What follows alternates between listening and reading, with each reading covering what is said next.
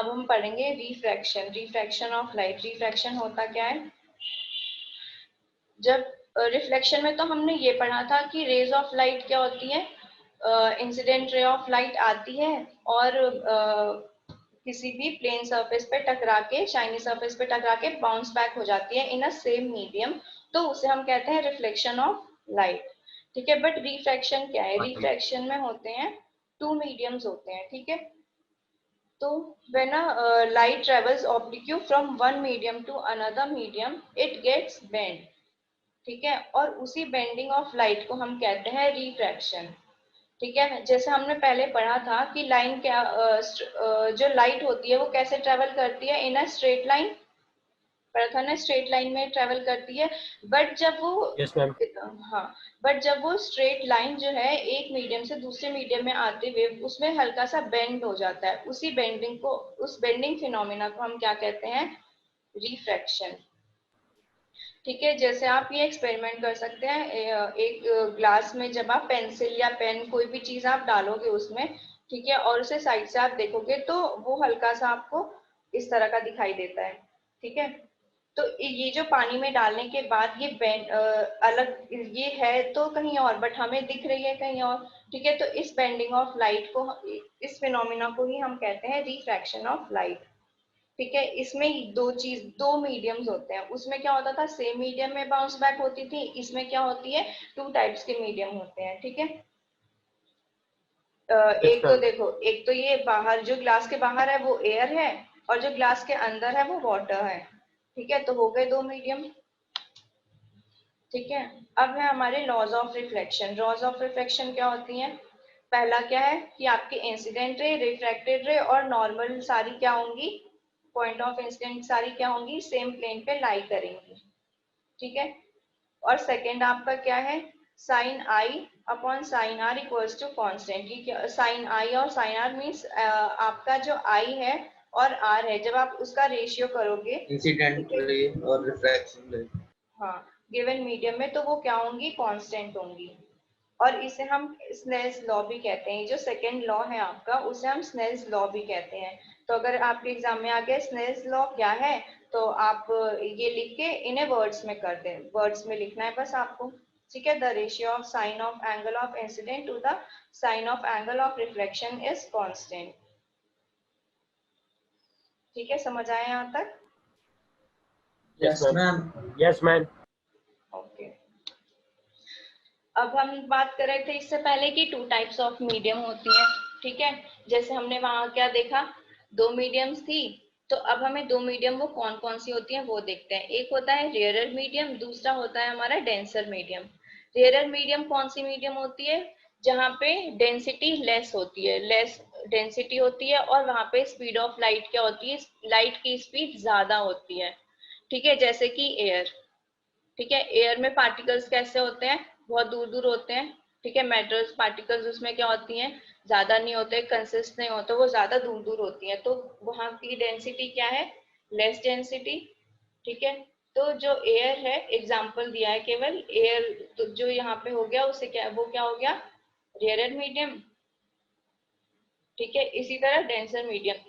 एक चीज और है कि हम किसी भी चीज को ऐसे स्पेसिफिकली नहीं बोल सकते कि ये रेयरर है या डेंसर है, हमें कंपेयर करना पड़ेगा। ठीक है, किसी के कंपैरिजन में केवल हम बता सकते हैं कि ये इसके कंपेयर में ये रेयरर है और इसके कंपेयर में ये डेंसर है। ठीक है, जैसे यहाँ पे बात हो रही है किसकी, एयर और वाटर की, तो एयर और वाटर में से किसकी डेंसिटी ज्यादा होगी, वाटर की।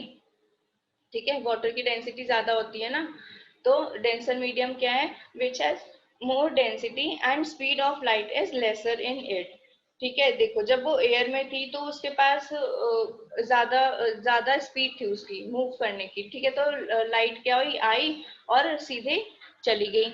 बट वाटर में क्या होगी, जब पार्टिकल्स क्लोज्ड होंगे थोड़े से, तो वहां पे स्पीड, जैसे आप इमेजिन करो ट्रैफिक, रोड पे जब ट्रैफिक होती ही नहीं तो ड्राइव कैसे करते हैं, तेज ड्राइव करते हैं ना हम कार्स। फास्ट। ठीक है, यस। बट वही उसी रोड पे अगर ट्रैफिक ज्यादा हो जाए तो क्या होती है, हमारी कार की स्पीड कम हो जाती है ना। Yes ma'am. ठीक है, इसी तरह इसमें भी यस मैम। होती है। इधर से आ, इधर से। ठीक है, इसी तरह इसमें भी होता है। तो ये थे हमारे two types of medium, rarer medium और डेंसर मीडियम। ठीक है, बस ये याद रखना कि हम इसे किसी के कंपेयर में बोल सकते हैं। जैसे यहाँ पे हम कंपेयर कर रहे हैं एयर को और वाटर को, तो यहाँ पे एयर जो है वो वाटर से कम डेंसर है, इसीलिए हमने इसे क्या कहा है, रेयरर मीडियम। ठीक है, अब refraction of light Yes, ma'am. हम पढ़ेंगे कि जब रेयरर से डेंसर में जाती है तब क्या होता है, और जब डेंसर से रेयरर में जाती है तब क्या होता है। तो पहला केस क्या है, when a light travels from a rarer medium to a denser medium. ठीक है, देखो ये इंसिडेंट रे ऑफ लाइट आ रही है। ठीक है, इसके बाद अगर यहाँ पे कोई मीडियम नहीं होती तो ये ऐसे स्ट्रेट चली जाती। ठीक है, बट यहाँ पे क्या है, डेंसर मीडियम में गई है, तो ये क्या होगी, ये आपका नॉर्मल हो गया परपेंडिकुलर, और ये इंसिडेंट रे जो है इधर आ गई। ठीक है, अब देखो क्या लिखा है, when light travels from rarer medium to a denser medium it bend towards the normal. ये आपकी नॉर्मल हो गई। ठीक है, और ये आपकी इंसिडेंट रे आ रही है। अगर यहाँ कोई मीडियम नहीं होता तो ये ऐसे सीधी चली जाती, बट क्या है, डेंसर मीडियम है, क्या पढ़ा हमने, डेंसर मीडियम होगी तो वो बेंड होगी टुवर्ड्स द नॉर्मल। ठीक है, तो आपका नॉर्मल ये है आपका नॉर्मल। तो ये यहाँ से जानी थी बट ये इस साइड आ गई, मीन्स बेंड हो गई, नॉर्मल की तरफ ये बेंड हो गई। ठीक है, समझ आ रहा है। तो Yes, यही है ma'am. कि जब हमारा, हाँ, जब रे ऑफ लाइट जाएगी रेयरर से डेंसर मीडियम में, तो हमारी रेज ऑफ लाइट क्या होंगी, बेंड हो जाएगी टुवर्ड्स द नॉर्मल। अब इसका उल्टा देखो, जब रेज ऑफ लाइट है डेंसर मीडियम से रेयरर मीडियम में जाएगी तब क्या होगा। ठीक है, डेंसर मीडियम में आई, आपकी इंसिडेंट रे पड़ी। ठीक है, अगर यहाँ कोई मीडियम नहीं होता तो ऐसे चली जाती, बट ये क्या हो गई, ये हमारा नॉर्मल हो गया, और हमारी रेज ऑफ लाइट क्या हो गई, अवे फ्रॉम नॉर्मल। ठीक है, ये बैंड कहाँ हुई, अवे फ्रॉम नॉर्मल से दूर चली गई। अगर कोई मीडियम नहीं होता तो ऐसे पास होती। ठीक है, बट ये क्या हुई, इस साइड मूव कर गई, नॉर्मल से दूर चली गई। तो सेकेंड केस क्या है, when light travels from a denser medium to a rarer medium it bends away from normal. समझ आई ये बात। रेयरल मीडियम यहाँ पे Yes, ma'am. इमेजिन कर दो कि एयर से वाटर में जा रही है तो क्या होगा, बेंड होगी टुवर्ड्स द नॉर्मल। अगर वाटर से एयर में जा रही है तो क्या होगा, बेंड अवे फ्रॉम नॉर्मल।